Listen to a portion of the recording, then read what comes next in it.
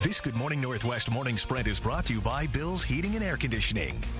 All right, it's 6:53. Time to get you ready to take on your Monday morning here in the Morning Sprint. Olivia Roberts has breaking news out of Tokyo this morning, and Destiny Richards is live at the Hutton settlement with details about a new project led by local students. But first, to Caitlin Knapp and for Mark Peterson, tracking a hot and hazy start to the work week.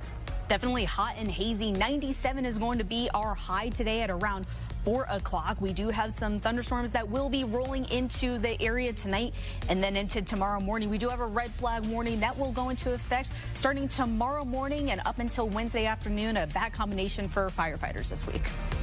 Well, some breaking news this morning. We're just learning the name of the alternate on the U.S. women's gymnastics team who tested positive for COVID-19. Several news outlets report 18-year-old Kara Eaker tested positive while training for the games just outside Tokyo.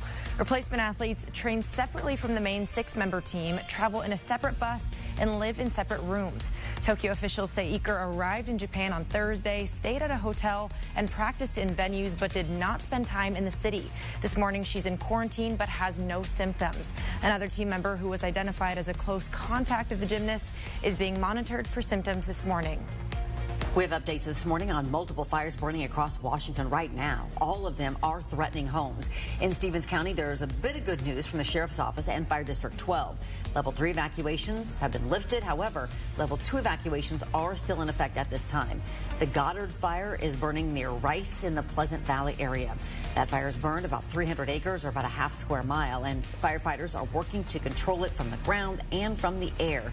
An evacuation shelter is set up at Evergreen Elementary.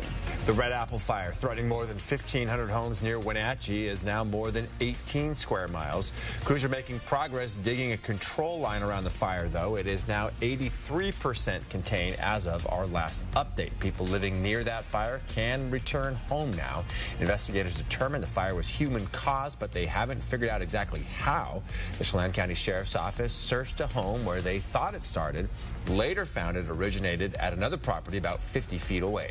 Okanogan County is also dealing with a wildfire. People were told to leave Friday. That wildfire has been moving fast near Cub Creek Road and West Chewok Road. There are level 2 and 3 evacuations still in effect. State Route 20 west of Winthrop is closed.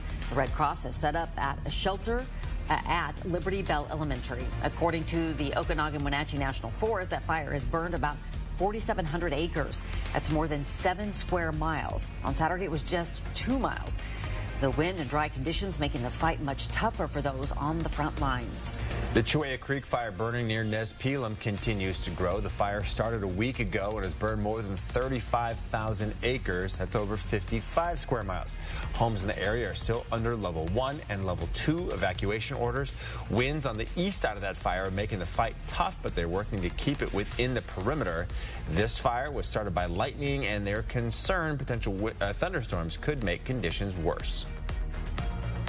We've been live at Hutton Settlement Children's Home this morning talking about H.O.P.E Neighborhood Roasters, a coffee production run by the students here. They are making fresh bags of roasted coffee that you can purchase in subscription. You can go to our website, kxly.com, for all of the information. It's super fresh coffee, and you're supporting local students. Jeff Bezos and his flight crew are making final preparations for their trip to space. The historic flight will include the oldest person ever to go into space and also the youngest.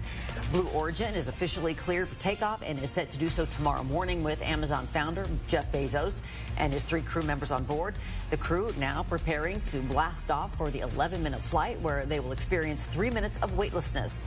All 4 crew members will appear live on Good Morning America today. Yeah, can't wait to see that.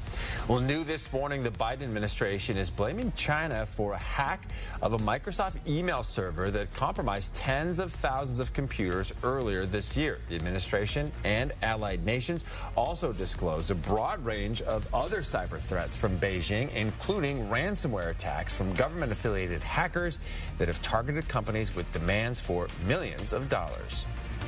And coming up next on Good Morning America, ABC's George Stephanopoulos is handing the baton to his partner, Robin Roberts, the new guest host of Jeopardy this week. GMA will take us behind the scenes of her time on set. When do we get a chance to guest host on Jeopardy, right? We're way down, maybe 2025. Oh. We're way down the list. We're not like next week? We're not. We'll be right back with a final check of weather after this quick break.